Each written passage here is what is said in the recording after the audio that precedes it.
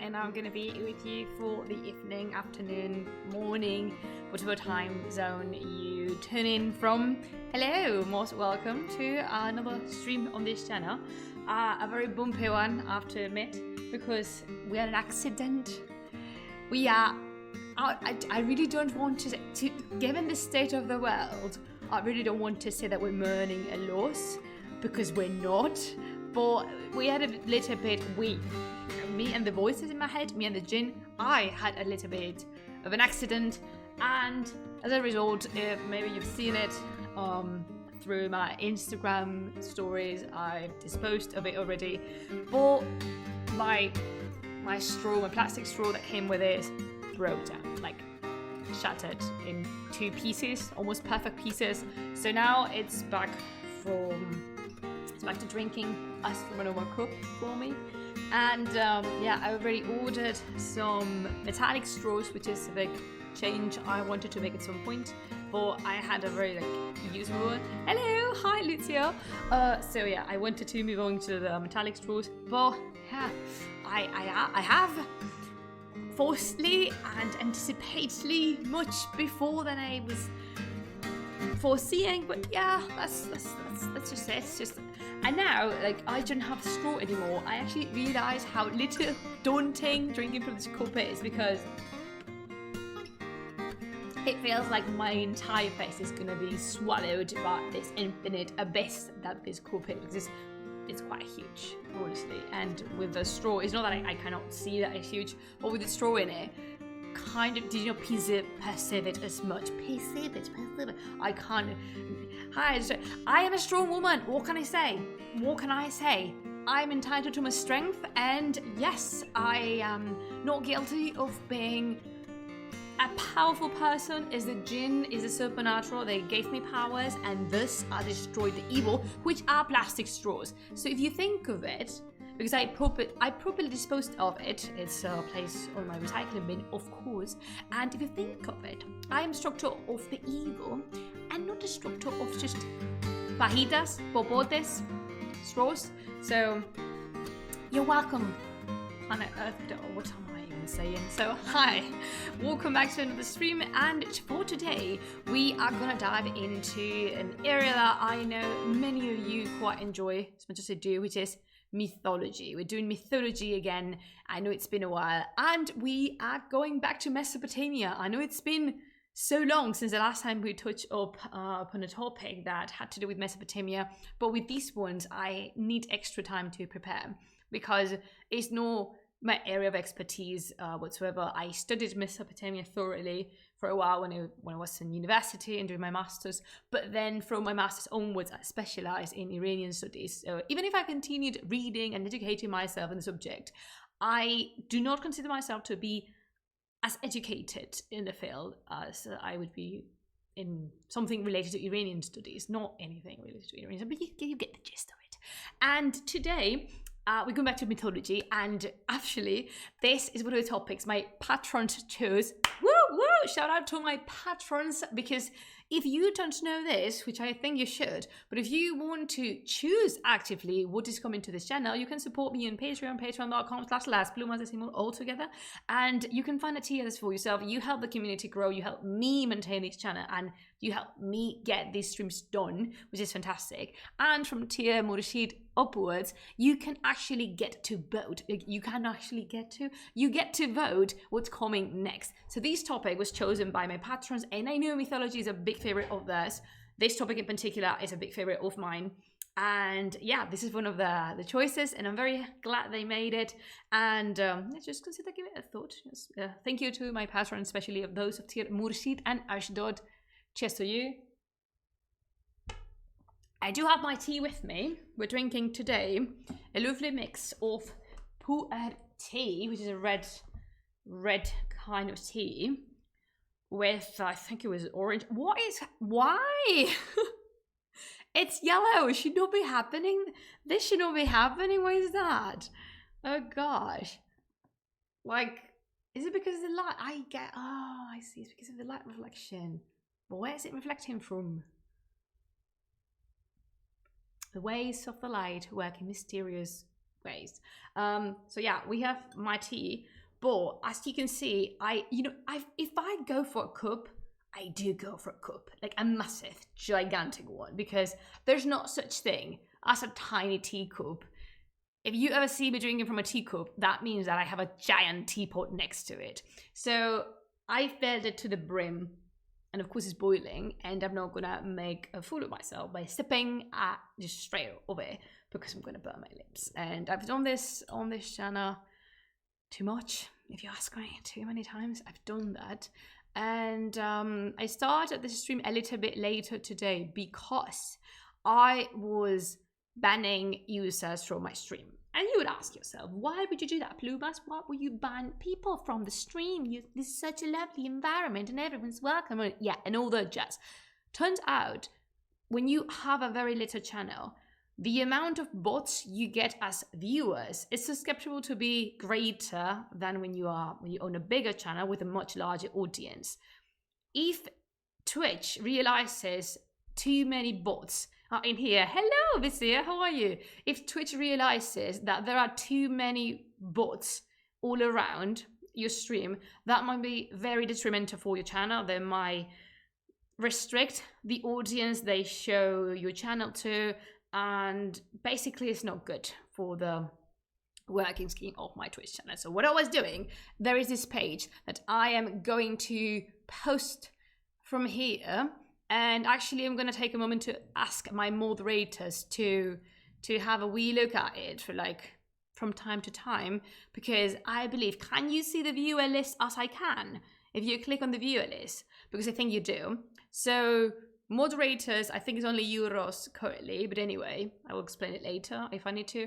Moderators, if you could, from time to time, check who's watching and deleting bots, like banning bots, like /ban add and then the username, that would be so great for me. Like, that would be literally a big favor, because it's not good for my stream that so many bots are coming. And for some reason that I cannot really fathom this many lately. I don't know if that means my stream's doing poorly or what. I really don't mean, I really don't care, but I just don't want the bots in here. It's not good. It's no good to me, dude. And so yeah, let me tell you something funny about today's, all right, let me take the laptop and it's a terminer boards. Oh my goodness. I think you work too hard at these, don't you? So let me tell you something about this script. This is actually a recycled script from when my blog was running, and I actually wrote a post, a tiny article about the Luminaries in Mesopotamia, but I wrote it in Spanish since it was my mother tongue, although I tried to do bilingual content from the very beginning of this project, but still, yeah, it was in Spanish. And that's not a problem for Thursday streams, because they are in Spanish.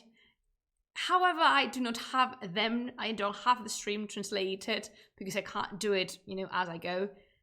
I have some texts though, like some textual sources, direct quotations from other sources that I myself translated on the first place when I wrote the article down. So I couldn't find the original sources because I didn't have time for it. So what we're going to do is that I am going to translate from Spanish to English the text as I go. Of course, I won't mention which books they come from, but I just to give you a snitch of a hint of what's happening today. And that shall be fun.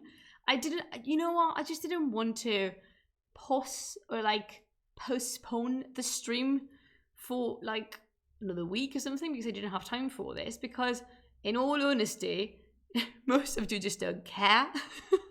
As long as I give you information. Where is my, again, lot of images. So, what do you say? What do you say? You start already. Today, we are going to venture into the field of mythology. More precisely, actually. We're going to look at the sky, as Porter Robinson said, and we are going to talk about 3 major deities of the Mesopotamian pantheon. Disclaimer to myself, warning, what is that Mesopotamian? What do I mean? Actually, nothing, not much. I just use the Mesopotamian tag because it encapsulates many different cultures and areas of influence: Sumer, Akkad, Babylon, many others. Why do I say Mesopotamia? Because it's easier, it's faster, yet I feel the need to do this tiny disclaimer to myself that we're covering a wide period of time. We're talking about millennia here, and things do not stay the same for very long. It might look like it, but if you think of it, if we translate that to our own time, we're constantly changing. So we should expect this change in the past as well. Maybe a tiny wee bit slower than we're used to, but still, things keep changing. So we are just I am going to be giving here general thoughts, general visions of the luminaries. We are going to get precise if we ought to, but do not take the things I'm telling you as written in stone, as not moving through time and space, because that would be not according to human nature. These myths and these realities are produced by the human imagination, and just because of that, it's susceptible of changing. So today, let me show you the first image, because of course I brought as many images as I could find, like a lot. And here we have the 3 luminaries. I swear, dyslexia was not as bad. It was not this bad, and then I started Twitch, and everything went downhill from here. Did you know why? So here we have the 3 luminaries of Mesopotamia, the 3 major deities of the Mesopotamian pantheon, linked to the sky, linked to celestial bodies. We're going to talk briefly about them together. We're going to talk about them separately. For the space dyslexia, you know what? Of course, to dyslexic people out there, and to us, why does it keep it shouldn't be doing this. I don't know how to fix. I don't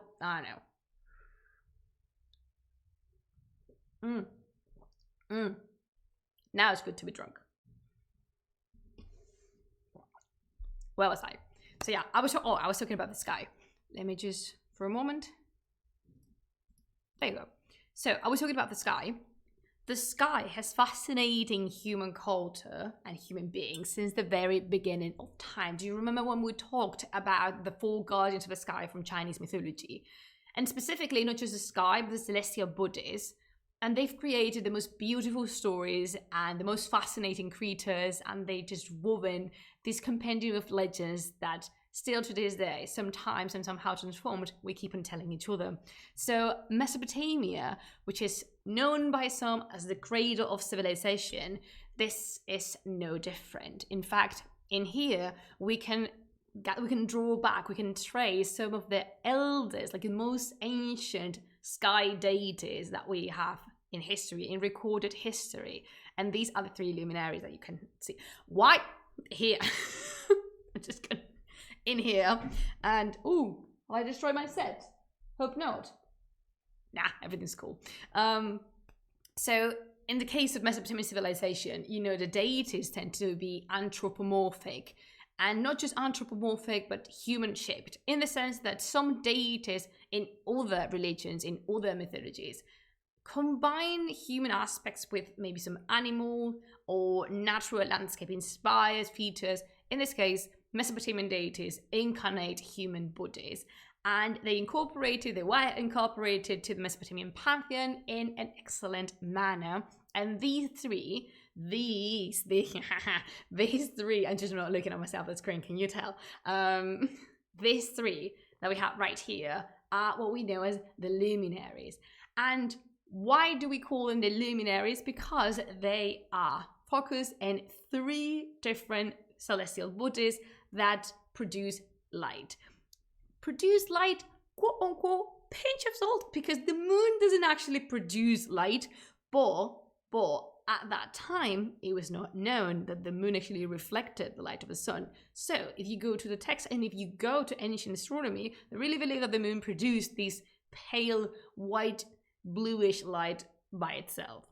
And when we approach the study of the luminaries, you can use many different sources. There's information about them scattered in different tablets, hymns, in poetry. They appear so regularly because we're talking about three major deities of the Mesopotamian pantheon that later they started off the Sumerian pantheon. They were incorporated in the Akkadian, surely in the Babylonian, the Assyrian took them in as well. So we just imagine how important they must have been for them to travel through time and maintain this importance of them. They evolved, of course, and the same names they bear, they changed through time. We shall see that in a minute. But for example, in some of the sources that we can find a lot of information of the luminaries are the poem of Lugalbanda. Do you remember the poem of Lugalbanda, Butcha? We talked about it, and the video is already up on the YouTube channel and also on Discord. Ros, I don't know if you can find it, if you would be, you do remember, that is one of my favorite pieces, if not my favorite piece of Sumerian poetry, epic poetry, because we like a good epic in here. Would you be so dear to post it in the chat down there? And we also have information in the Babylonian poem of creation, the Enuma Elish. And we have, as I said, we have hymns dedicated to one of them, like each of them exclusively. We have invocations to them, summoning of them in legal tablets, in religious texts, in political accounts, in letters, of course. So you see, there's not just one source. Thank you so much, Ros. There's not just one source you can consult when approaching the study of the luminaries. Rather, you can pick up from different sources to give you a general idea of what they meant, what the stories were. Of course, they're involved in so many stories, especially one of them. We're not going to cover all of them because I am thinking that maybe for the near future, or for the far future, if things progress as they should, I might speak just about one of them. Actually, my favorite one, Speedster. Yes, he is the original Flash, actually. You know what? He is. He definitely is. So, yeah, we're talking about sources that date back to, like, what, the 3rd millennium before Common Era. Salam, Nainjun, Khubi. So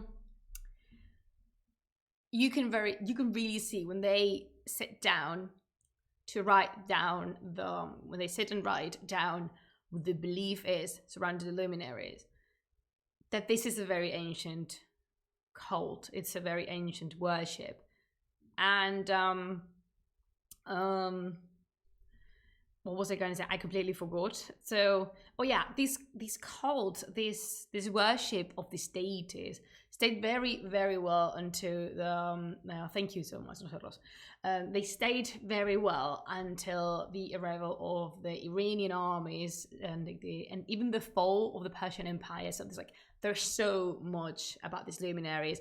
Again, I'm just doing a wee bit of a summary of them, but there's just so much. It's so much. So, next image. Nosotros, would you care for explaining to Naeem the thing with the bots, like in a using a whisper or through Discord or something? What was I going to say? Yeah, next.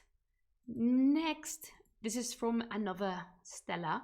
This is from another Kuru, actually. And here, what's wrong with me today?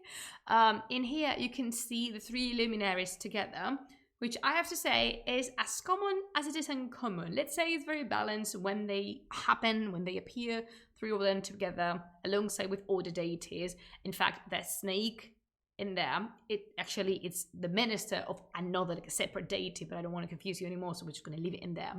And in this Kuduru, they appear gathered many different deities, and sometimes divinities are not represented as themselves, rather they have a symbol.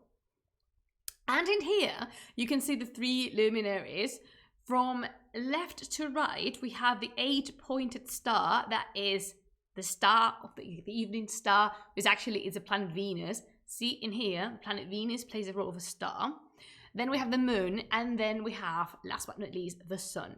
These are the three luminaries. So strictly speaking, what are they? Well, big celestial bodies, sun, moon, and stars.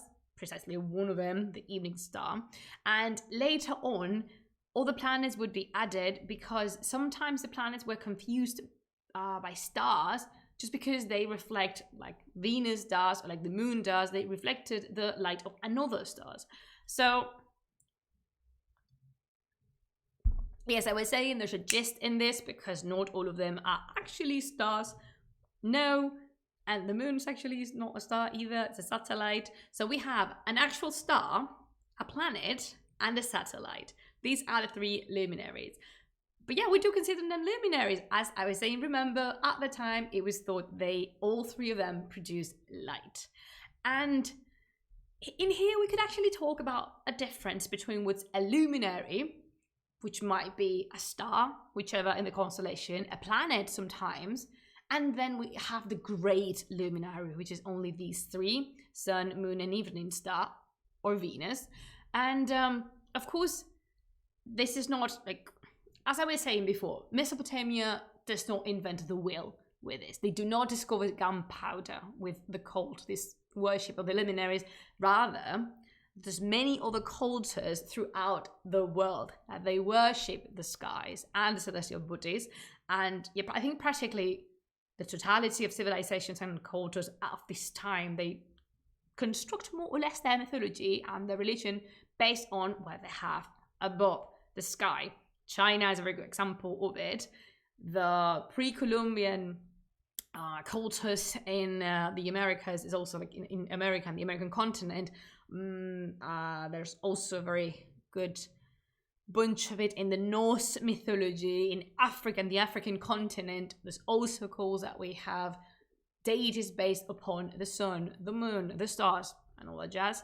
And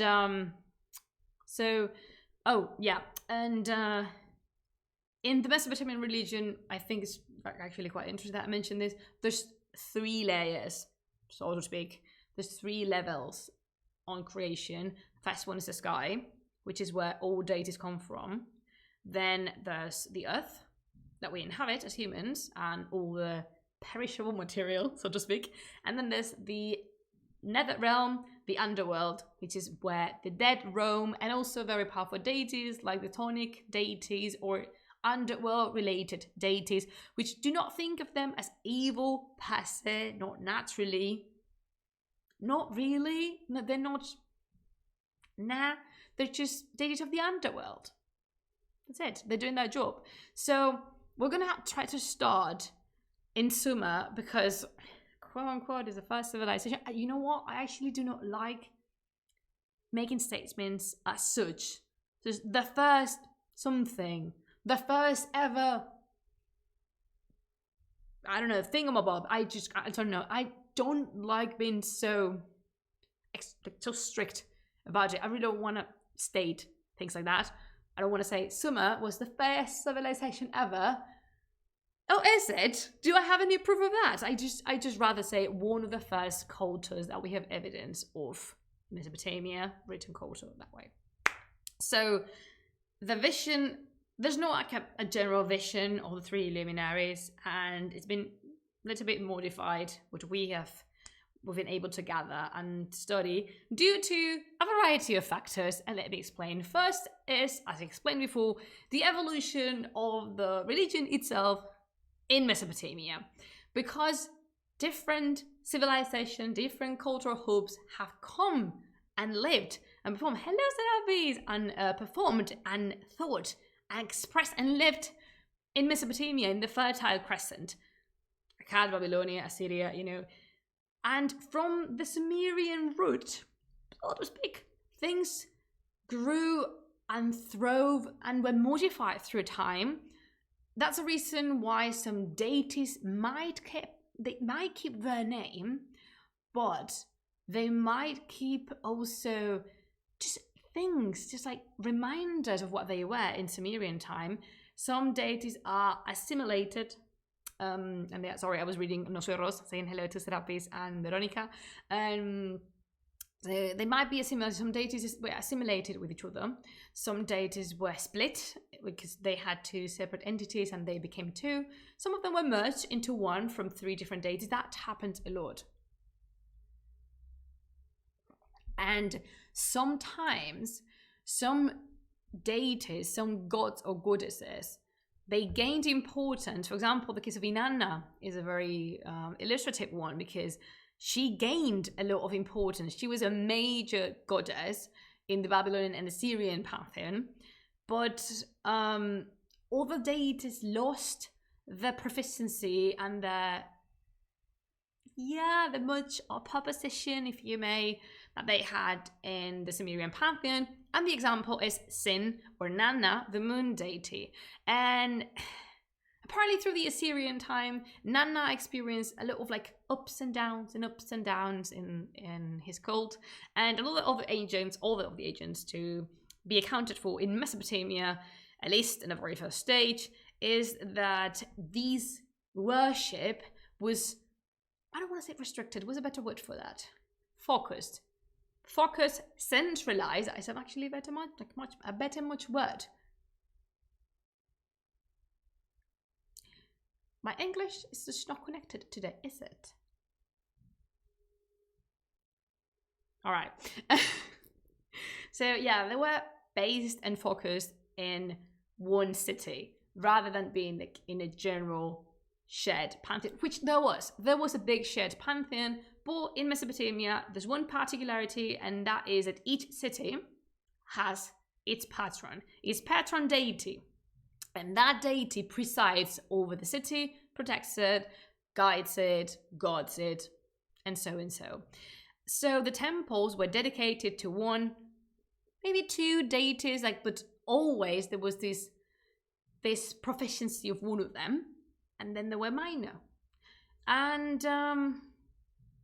due to that, that's the reason because I was talking about how the religion is modified.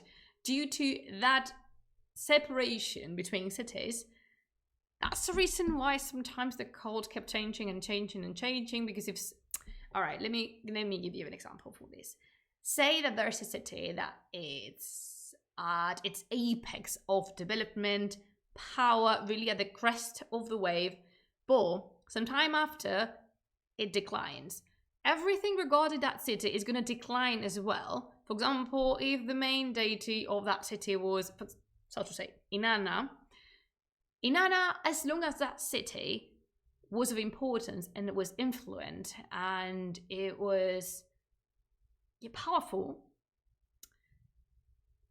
Remember, I'm not reading from a script. Sorry, I post so much. So if Inanna was powerful, she was going to be of importance throughout all the time. The city was powerful as well. But when the city starts declining a little bit and things don't go as well, and just like a little bit like slippery slope downstairs and downwards, the cult of Inanna is also going to decline because that is the city that was worshipping her. And I don't think about the cities as like the state cities from Greece. That is a completely different phenomenon. But these cities were sort of independent. I want to reinforce the idea that there was this shared pantheon. Gods were not foreign from one city to the other. If you go to Lagash and then you go to Eshnuna, both Inanna, Sin, and Utu would be known. There's not such thing as different conception, different deities, but they are modified, especially if you have different people coming into play with the cultures, like the Hittites, the Chaldean, the Kassite. Is like this cultural mixture, the jam we are all here for. So, I just be aware that the cult to a deity is developed in one city. And if it expands, if the city is really of a large importance, it might expand to a province, but that's it. And so, of course, the notes and the stories we keep from the Luminaries, we gather from literature. We gather from epic poetry. We gather from hymns and mythological accounts. But that makes, it's a good thing, yeah, but sad story, the truth of the matter is that we do not preserve the same amount of sources from every single time. Hello, Clara, nice to see you. That means that much of the information that we keep, it might be focused more intensely in one period of time, but just because we have preserved more sources around it that time. I get very expressive when I am enjoying a topic. I cannot stop doing this with my hand. And so yeah, am I explaining myself? Hopefully I am explaining myself. So if we have stories connected to Babylon more intensely than we have stories connected to Akkad, for example, just giving examples away, that is because the sources we preserved belong to to Babylonian times, not to Akkadian. We need to reconstruct the tales and the ideas, this mythological consciousness from the little pieces we've gathered through time. And as I say, we do not preserve everything from every single time. But I've spoken a lot about this introduction, very long introduction.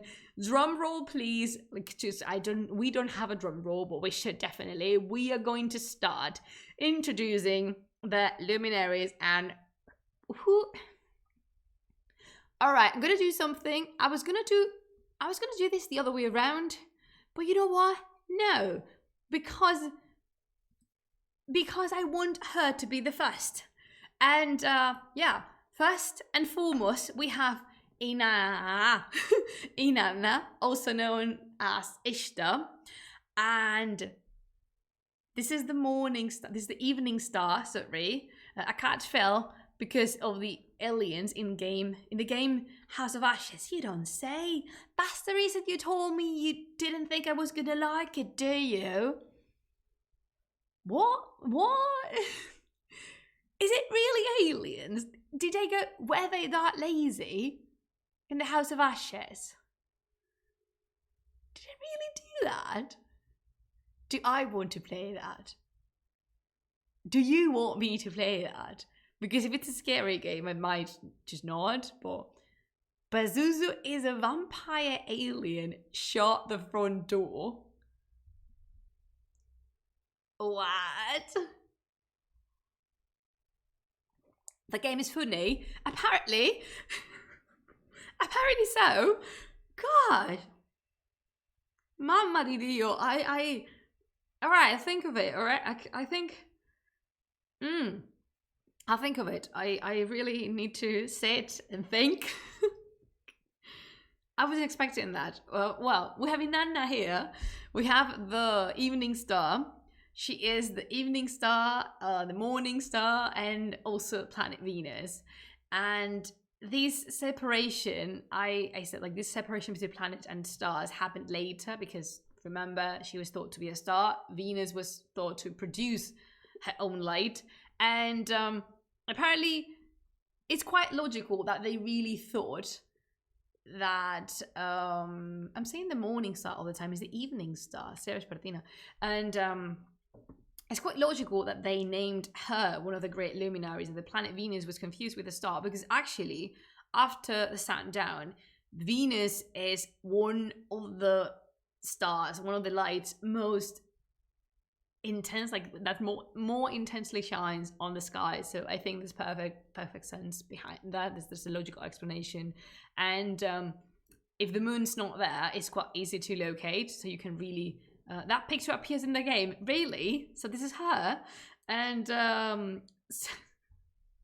so Inanna is known for many things, and she's not just the goddess of the evening star, which, by the way, can you see the evening star in the top left corner of the image that you have on your screen at the minute?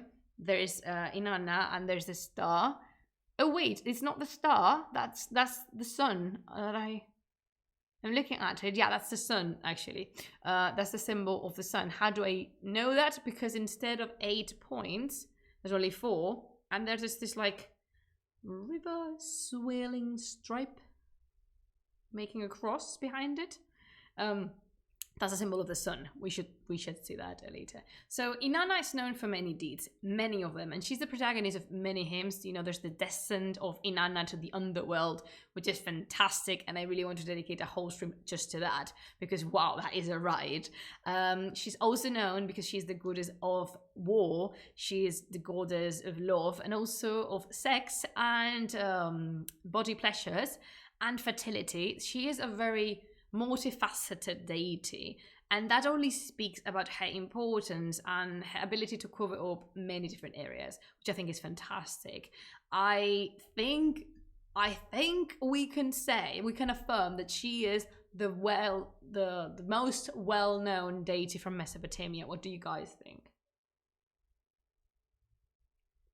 Because if you ask anyone about Mesopotamian god, I think there's more chances they would reply Ishtar than they would say Nanna, for example, or Shamash, or whatever.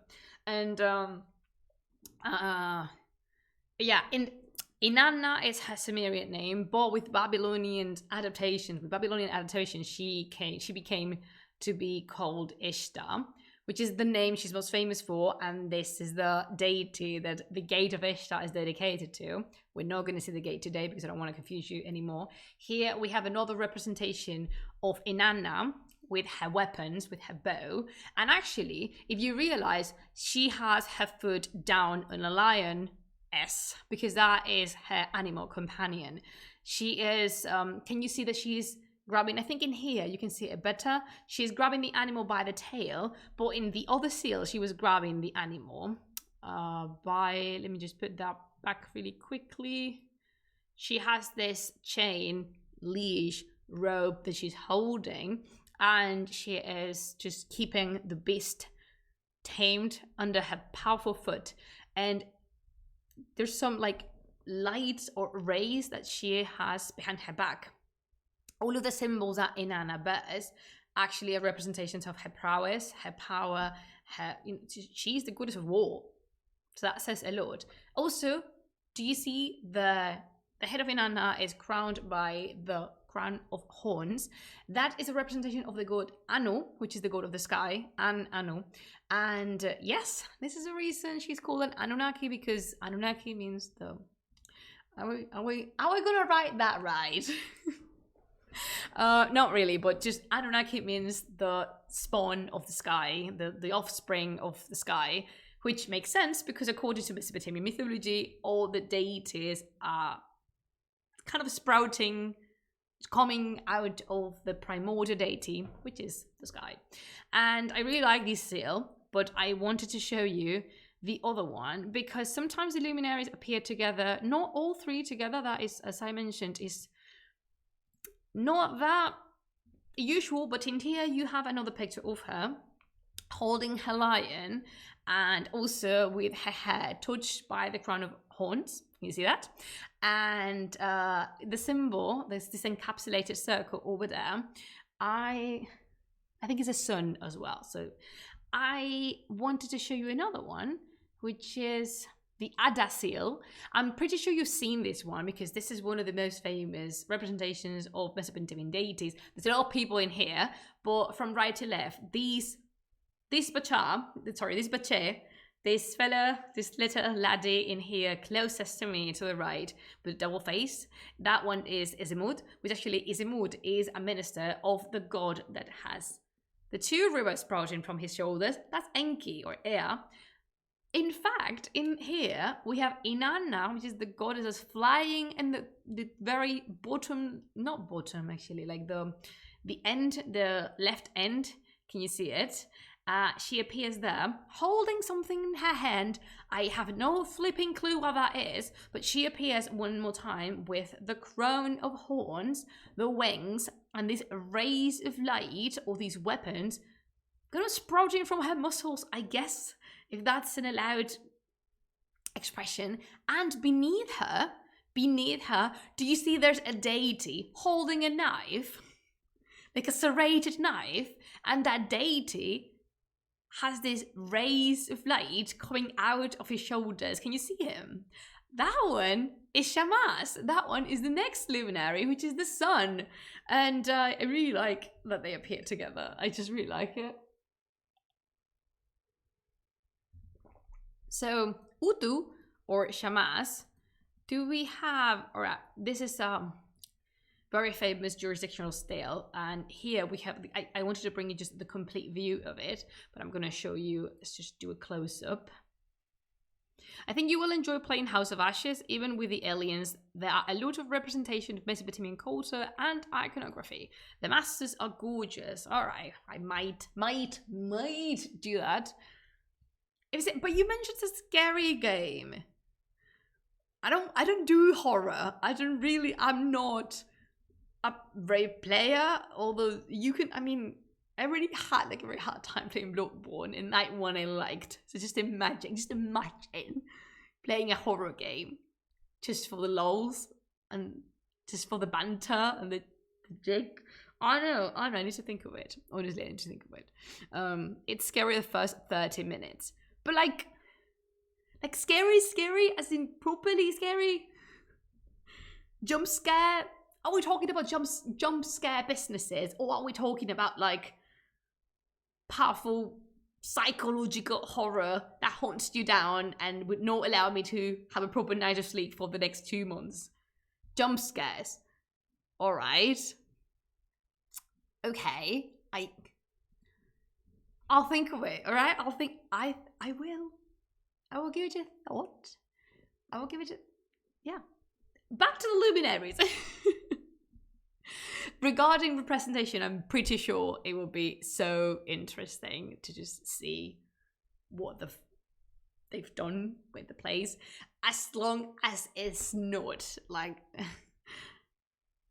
as long as it's not as they did in Uncharted 3 with the Iram of the Pillars and representation of this Jen. Oh god, that was awful, wasn't it? As long as it's not as orientalistic as that, I think I might be okay. And you know what? Even if it turns out to be a very orientalistic game, there's always a lesson, right? Am I right? If I keep on repeating that to myself, it might become true. So, the next luminary on the list is Utu, as it was known in Sumerian, and then the Akkadians named him Shamash. So you see in here, I really like this representation because, can you see something? All right. What other things? I know it's a little bit early on the stream, but I wanted you to respond to me. I want this interaction happening between us. What can you see in the image that you think you recognize? Is there something in here? And I'm going to take a sip as you gather the courage to answer.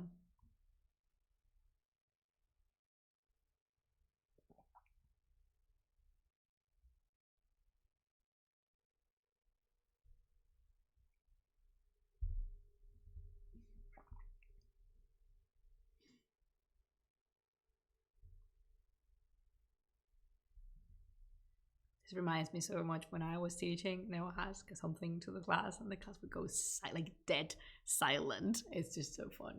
Anyway, don't worry. It's just, I just wanted to see if you were paying attention. Maybe you that are watching these on YouTube, you've seen that too.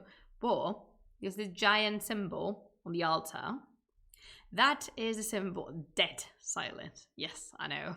The silent of the innocent.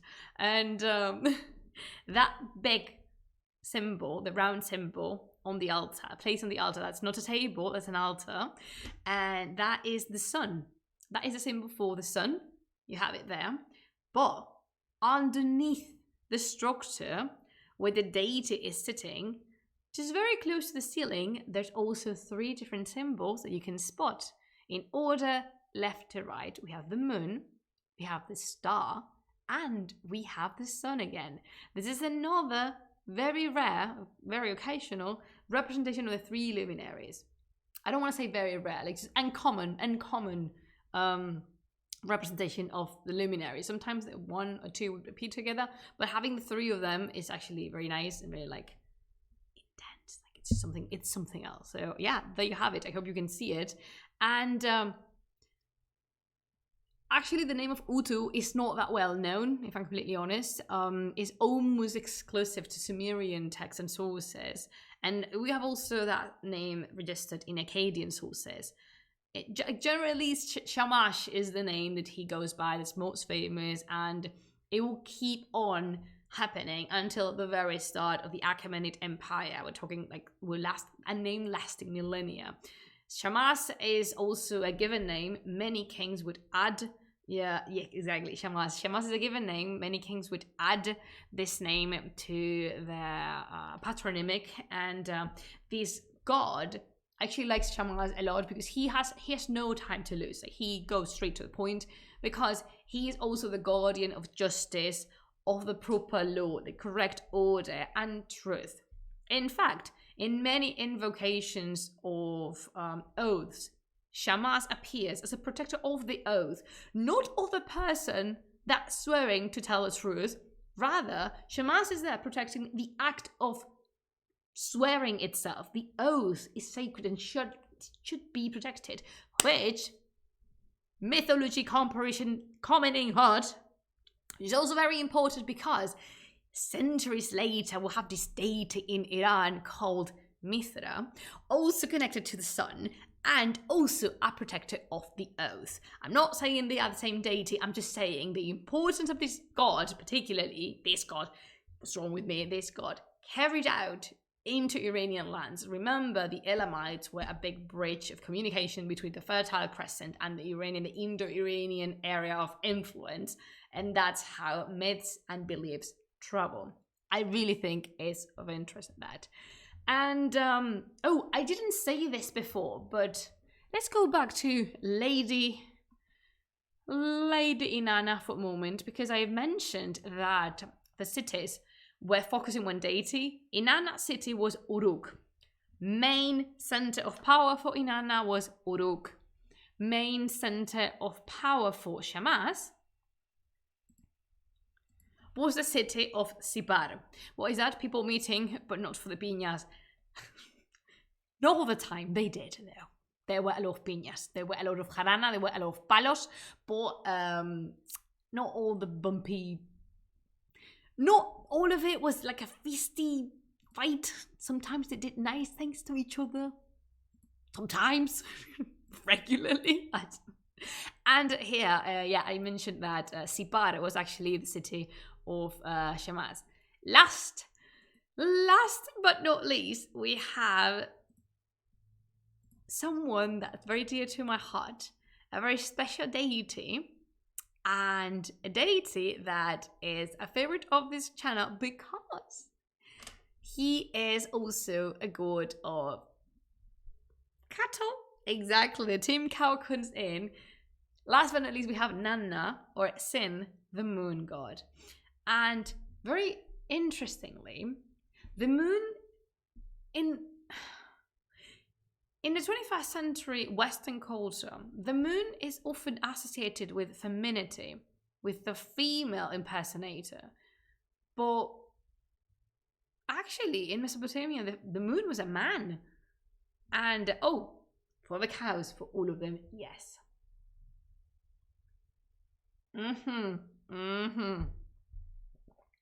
So, yeah, I would the moon was a male deity, and that carried out to the Arabic, pre-Islamic culture, because in there the word for moon, qamar, is masculine and not feminine.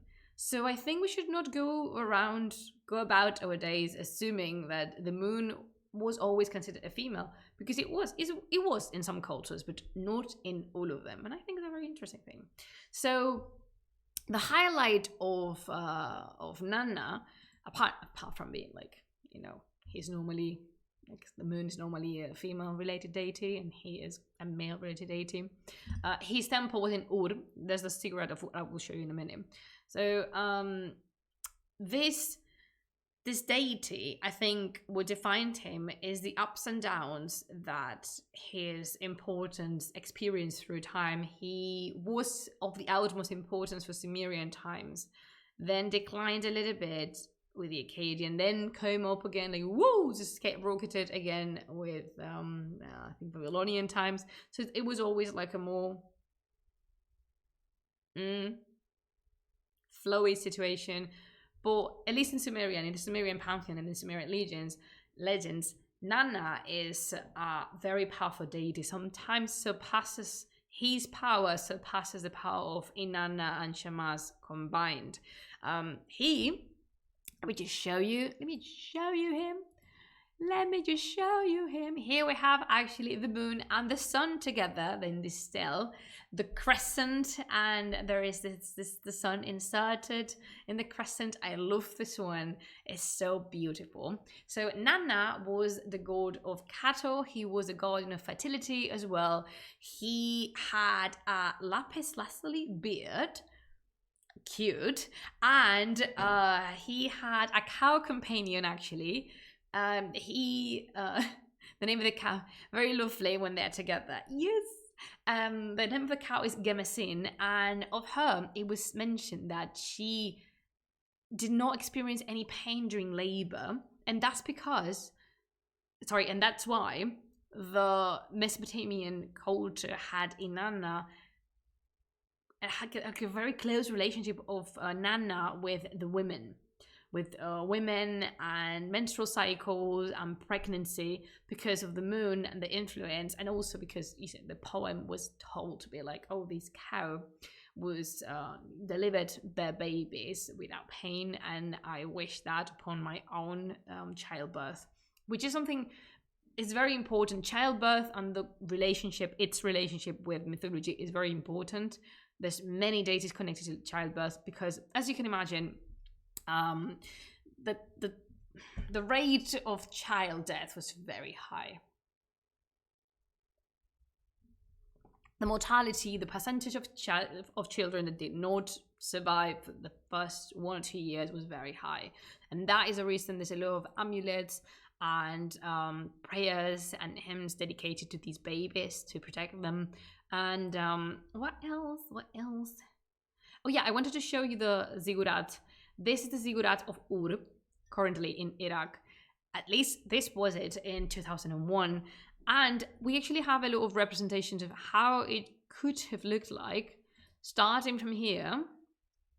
And in this one, it's not colored, but most likely the bricks were all colored, like the outside was all... yeah, I have it here, but great that you showed that, because we shall see it. I love that one. And most likely the ceramic, the tiles were covered, the bricks were covered with tiles, with glazed tiles. If you have in your mind the picture of the Gate of Ishtar, something like that, then we have this reconstruction. It's a little bit more likely to be close to the original because it's colored. It has different stories or different floors were colored in a different shade. We have created, actually the experts have gathered this information from a different ziggurat, which is the Eremenanki, or the ziggurat in Babylon, also known as the Babel Tower. So apparently that one was 7 stories tall, and each floor was decorated on the outside with a different color. This is a reconstruction of the Ur ziggurat, which apparently was a little bit more humble, height-wise, and Nanna appears in, this is also one of the most well-known pieces, and I like this picture, because you can see the seal to the left, and then the imprint of the seal. Sometimes when you see images of Mesopotamian seals, you just see the impression on clay, which is the rectangle over here, and that could lead, if you're not expert on the subject, which is completely fine for you not to be, you can be confused and think that this clay imprint is the actual seal, when the truth is that the seal is a circular jade piece. I think this one's jade, but I am not completely sure of that. And this is the seal of King Urnammu, and what you would do is press this seal against fresh clay, roll it to make this imprint, and it will create these shapes. But just so, look at it, this is not that big, Butcher. This is like this size, and look at the precision and the tiny detail, the delicacy of the pleats, of the skirt of the woman that's presenting this person to King Urnammu. Just like, everything's so delicate and so fine. Finesse. This seal speaks of finesse in Mesopotamian art. And Nana, I mentioned the cow, I mentioned the cattle. He's also connected with music. He has a lot of hymns dedicated to him, but so do the other two. Now, what is the relationship between each other? And most importantly, are there 4 luminaries? Or are there 3 luminaries? What do I say that? So this is a controversial question because its answer is actually simpler than it can come across as. Because strictly speaking, there's only 3 luminaries: Sun, Moon, Evening Star, Venus. But sometimes you find mentions to the 4 great luminaries because there will be the rising sun, the setting sun, the moon, and the evening star. The moon and the evening star, no problem. This is something Herman van Stiphout highlighted in his study of the Lugalbanda. But what happens with the sun? You know what? 4 with the brie of that. Yeah, take 3, pay 4. Wait, what? And so in summer, Shamash both encapsulates the rising sun. Utu actually encapsulates the rising sun and the setting sun. But sometimes, as cults evolve, they got separated. Remember that I told you that at the beginning of the stream, I told you that sometimes deities divide? This happens with the rising sun. As years went by, as centuries went by, Shamash was still considered to be the sun deity and the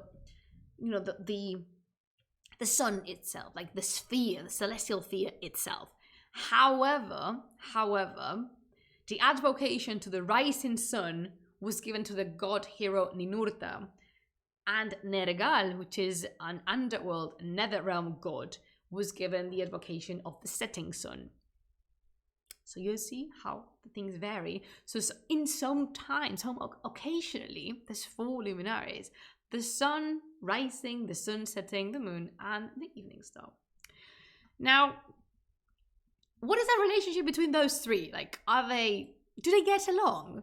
Do they like each other? And yes, I want you to see this beautiful, beautiful fan art of Nana by the amazing artist Ekaterina Chesalova. Ross just posted the original in here. Go see it. Get lost in the details. I love this piece so much that you don't have an idea. Like, with the beard made of lapis lazuli threads and like the horns, the moon, like the crescent crowning his godly face. But there's actually another one I like better. Not because of artist. I'm not judging artistically. It's just I really like it. And I don't know if I can show it to you because I don't know if I have it. Wait a sec. Wait a second.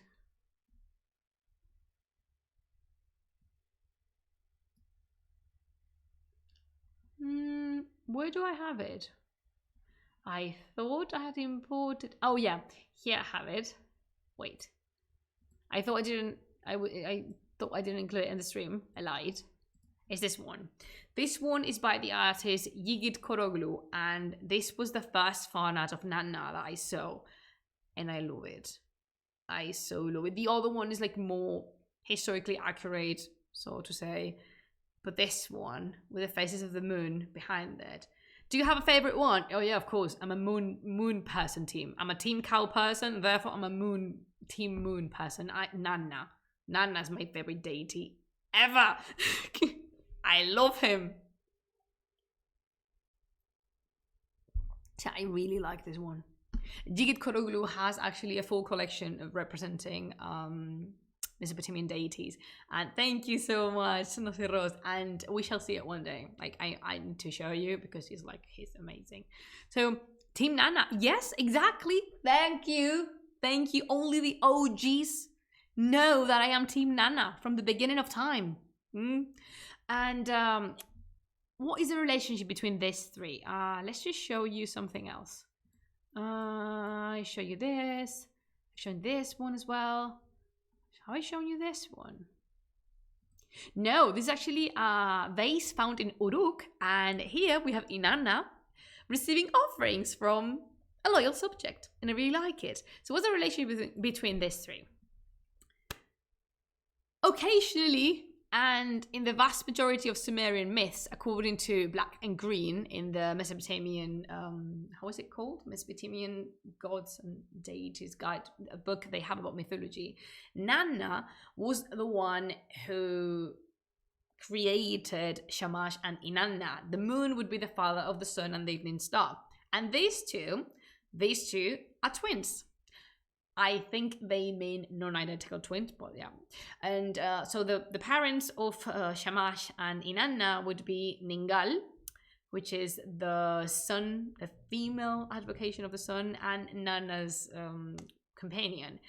And then you have the genealogy of the Luminaries.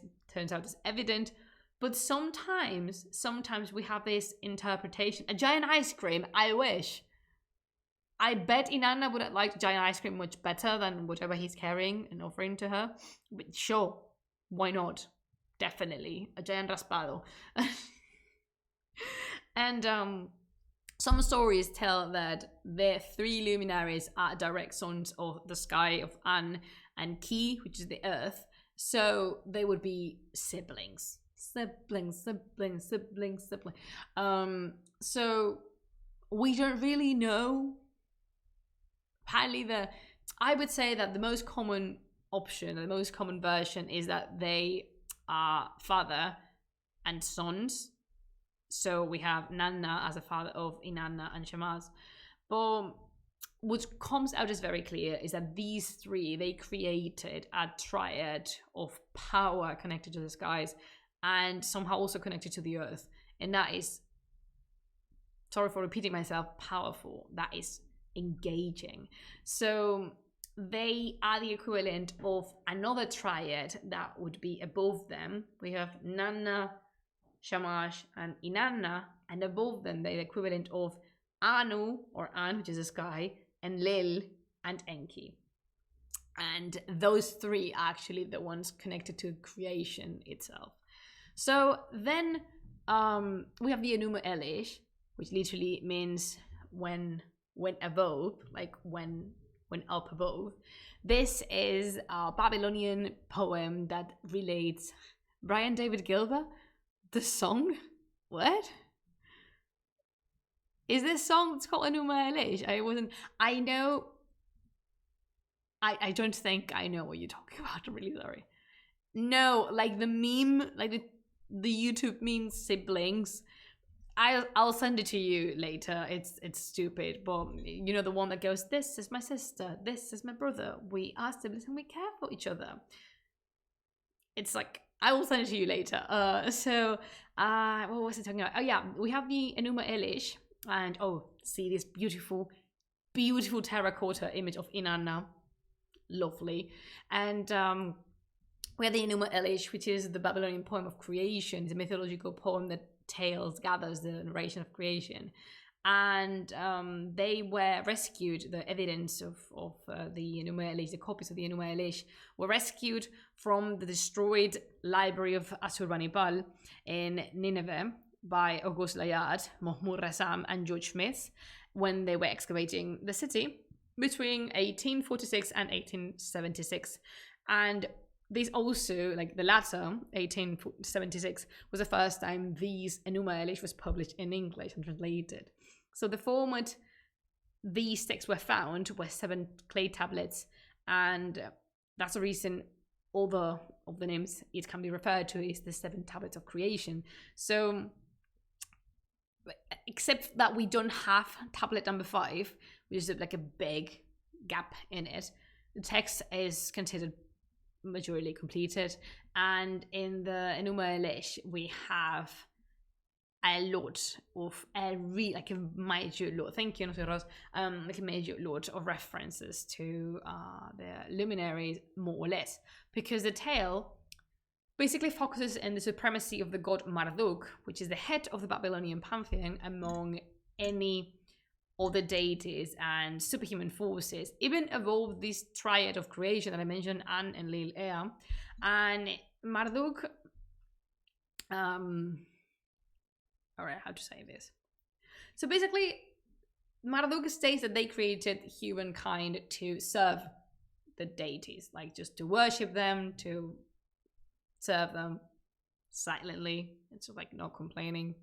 And in the version found by Layard, Rassam, and Smith, which is dated around the 7th century before Common Era, it's not the most ancient one, actually. There's some others that could be traced back to the first millennium of before Common Era. And the task of Marduk in the Enuma Elish consists on reshaping, reorganizing creation after a very long and tiring battle between light and darkness. And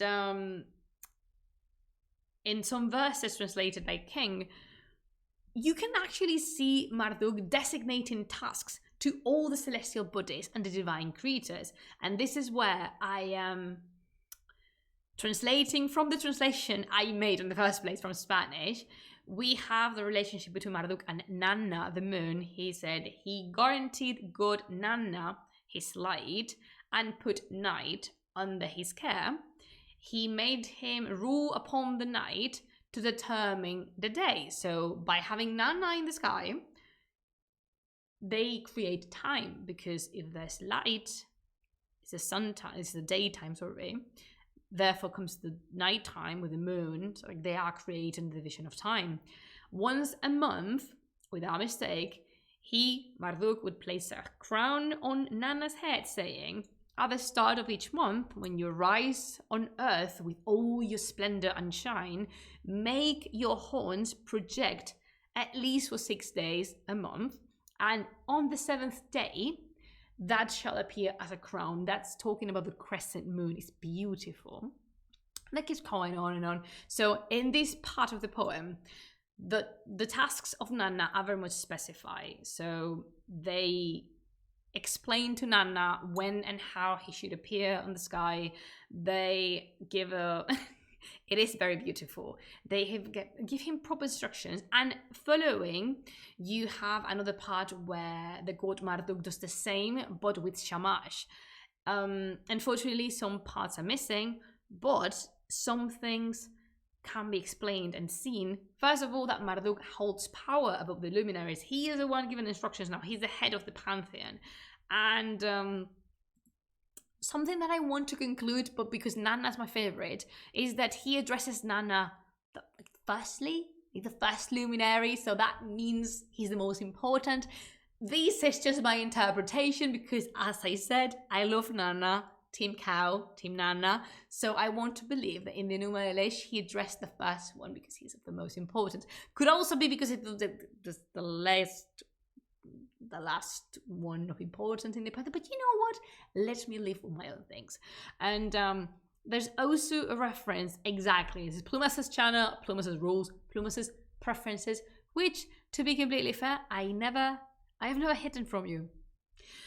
So King also includes in the appendixes of the translation a little fragment, like excerpt, in where it appears from the Enuma Elish, where there's a possible reference to the creation of the luminaries by these other three gods, Anu, Enlil, and Ea. It's slightly confusing because apparently another celestial body is required to control the passing of time, and then they create Shamash. However, the god Marduk, the scepter, has two sanks, possibly. Oh, snakes, you mean? Let me see my biggest, like on my biggest screen. I think the lion heads. I haven't studied these pieces thoroughly, but I would say it's more likely they have lion heads. Could be snakes as well. I don't know. I'm not going to give you like a full answer with this. So as I was saying, in this part that appears to be lost, the three deities give Shamash the task of time passing, but they already gave it to Nanna, which is not, it is not but raising questions about the text and, like wishing we haven't lost the parts we've lost. But apparently, in this version of it, Nana and Shamaz will be brothers, like siblings, because they're created together. What am I doing? What's happening with my main screen? Okay. Nothing. What did I do? Wait. Nothing. So yeah, they will be siblings because they were created by the same deity. And what should I I think we're gonna go back, to finish the stream. We're gonna go back to these beautiful Kuru because I love it. I love the three luminaries happening together. So I hope this stream has given you more or less a bird's eye view on the importance of the luminaries. As I said, I didn't want to be specific about the three of them too much because I think they deserve their own streams separately, which we might do if the patron shows this. I would really like to, especially Nana, of course, for obvious reasons. But yeah, I hope you've enjoyed it so far. Now, which one would be your favorite? And based on the image and based on what you've heard, can you identify the luminaries in here? Could you say which one is who? I know Nana is like the easiest to identify, so please give me a break. I'm talking about the other two.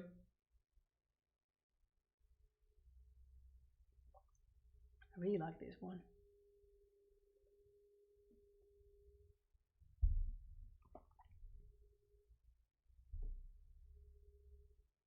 He has a cow, for God's sake. You know what? With cows we stand. With cows we stand. That's it. This is basically a cow standing channel. This is a Team Cow based channel. And we're not hiding. We're proud of it. At least I am. But yeah, in here, I mean, can you identify them from now on? Remember, if it has the swirling rays, it's not a star, it's the sun. So this one closer to me would be Shamash, Utu. The one in the, I'm just raising my hand as if I can really point at you, but you cannot see my hand anymore. The one in the far corner to the left is Inanna, Ishtar. And the one in the center is the crescent, crown of the skies and of my heart, basically, Nana, the moon. So, Macha, thank you for coming with me along in this episode of Mesopotamian mythology. I really hope you enjoyed it. I really liked doing this. And yeah, just thank you for joining me another week, another live stream.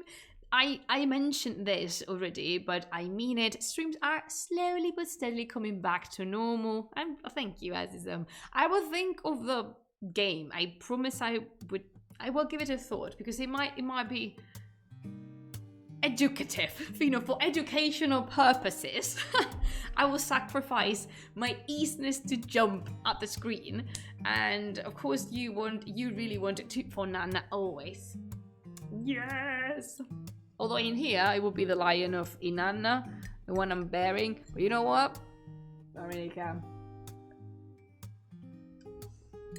I will give it a thought about the game because it could be interesting. And not gonna lie, it could be very interesting.